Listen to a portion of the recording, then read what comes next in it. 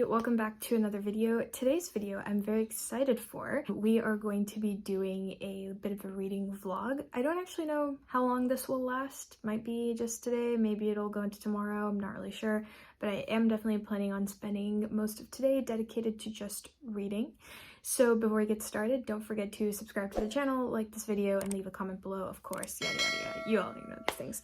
So yeah, I woke up this morning, had a bit of a workout, made myself a cup of coffee, very important, and I don't really have too much going on today. I just had a quick meeting for work, but most of my day should be pretty empty, so I'm planning on reading for most of the day.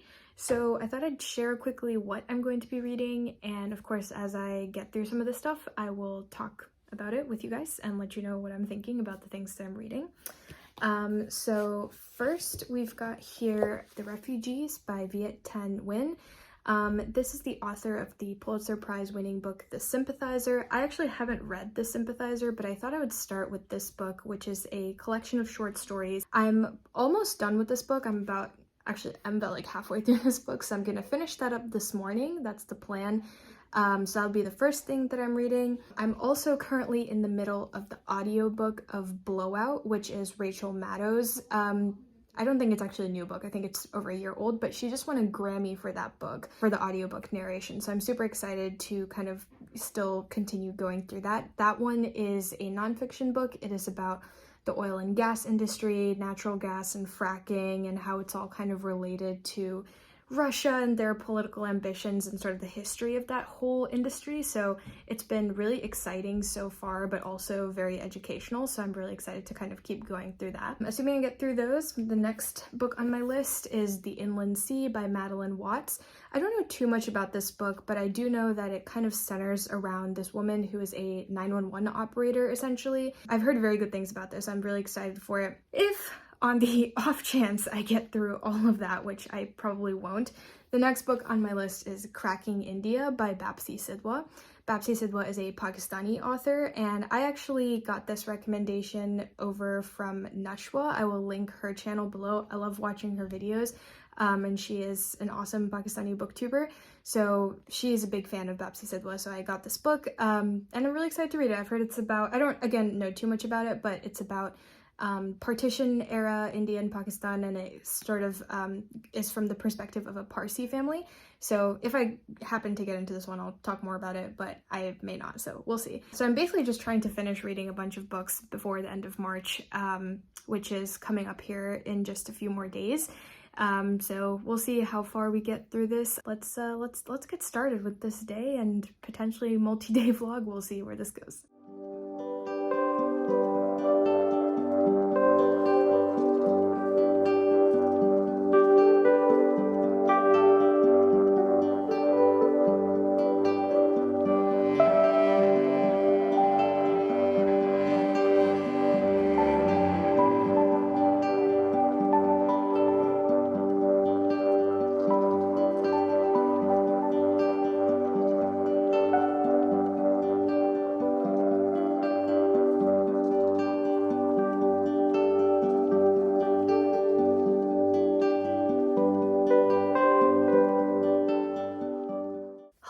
So it is a few hours later, and this morning I actually finished The Refugees. Like I mentioned, I was already about a little over halfway through the book, so didn't have that much left, and these stories are super easy to read.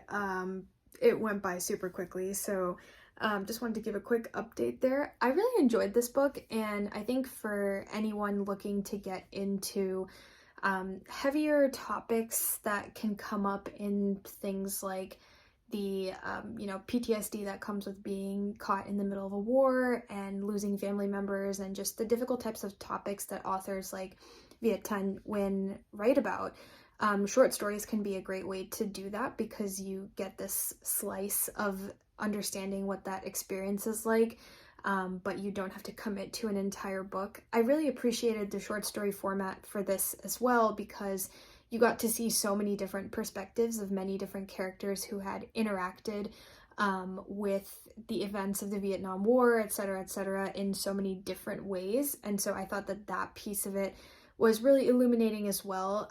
One of the short stories deals with a father and daughter, and the father was actually in the US Army and had fought in Vietnam, and his daughter is now a teacher at a school there and is kind of doing humanitarian work. And it was really interesting kind of seeing how both of them justified what they were doing, and kind of just seeing how their relationship is affected by being part of two very different generations and thinking about the violence of the Vietnam War in very different ways, and how both of them were trying to sort of do the right thing but had very different ways of looking at the world. So yeah, finished with this one. I am probably gonna go on a walk in a little bit and listen to a bit more of Blowout. I've also just started The Inland Sea by Madeleine Watts. It is in my living room, so I didn't actually bring it here for this portion of the video, but I did start it. I'm about 50 pages or so in now, and it's going really well so far. It's a very introspective novel. So far, our main character has started a job at sort of a 911 emergency dispatch center in Sydney, and we've sort of seen parts of her college life as she was a literature student and how she's kind of ended up working this minimum wage type of job. And it's a very beautiful style of writing that also brings in a lot of interesting historical references, and you can very easily tell how Australian the writing is. Like, it's very much a piece of Australian literature. So that part of it has been really engaging thus far. So I will give you guys an update as I kind of make my way further through the book, and also let you know what else I'm up to this afternoon. It's a pretty chill, lazy kind of day, so probably just going to be sitting around reading for most of the day. But yeah, we'll keep you posted.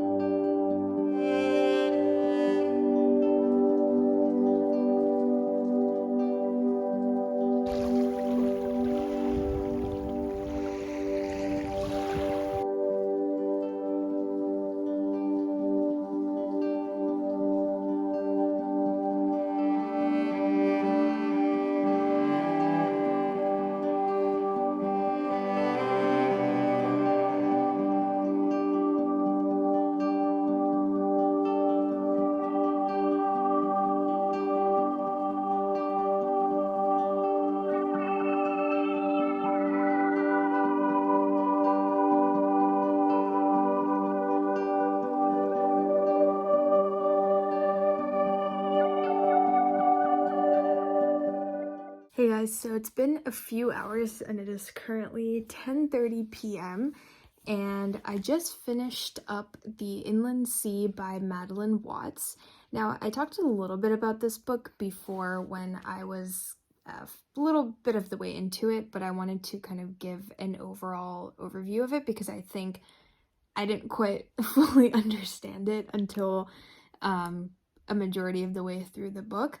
I had seen on the back of the book that there was something to do with climate change in it, but I didn't quite see where any of that was going because it felt more just like of a personal story of the narrator rather than anything to do with an overarching story related to some sort of social commentary. But this ended up being a really interesting exploration of how the narrator's personal life and journey ties into climate change as a social phenomenon, as well as Australia's own history as a country and sort of its roots, where it came from, and what people have always thought about it in terms of this sort of allegory of the inland sea. So basically she talks about how the earliest British explorers in Australia noticed that some of the rivers were actually flowing what appeared to be inland instead of towards the ocean. So the prevailing theory at the time was that there was some kind of central sea in the middle of the continent that would provide plentiful, fertile farmland.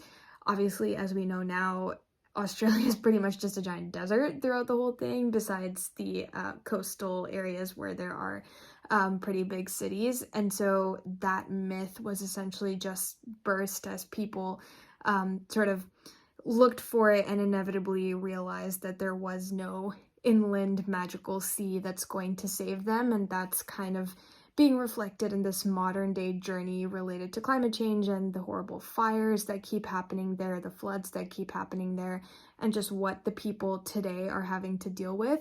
And the author, juxtaposes that with the narrator's own journey having to deal with issues in her personal life related to her relationships with men, with her family, the traumas of her past. So it's a really beautiful, provocative novel, fascinating type of writing that really drew me in. I was really surprised to see that this was Madeleine Watts's debut novel because it was just so good. It didn't feel like a debut writer. And so I'm going to now be starting, as I mentioned, Cracking India by Bapsi Sidhwa, which is about the Parsi family during the India-Pakistan partition. And I'll give you guys an update in the morning, might read a little bit before bed, but I will probably just catch you on the other side of my sleep and let you know how things are going.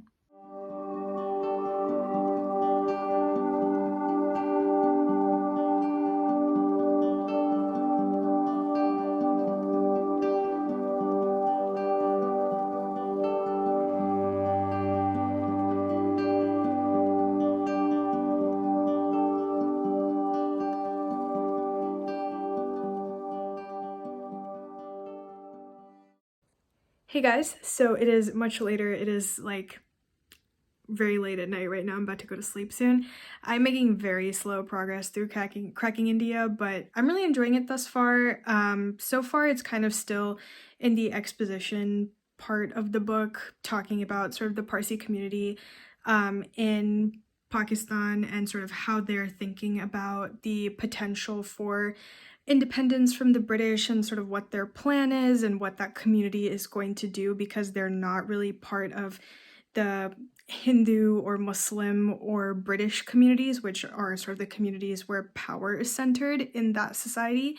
So that's been an interesting sort of exposition piece so far, and we're kind of getting introduced to all the different characters, but there hasn't really been any major action as such, so still kind of curious as to what that plot is going to look like.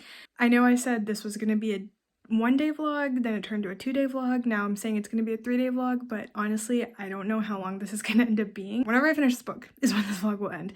So yeah, that's going to be my motivation to try to get this done. I will see you then, and good night.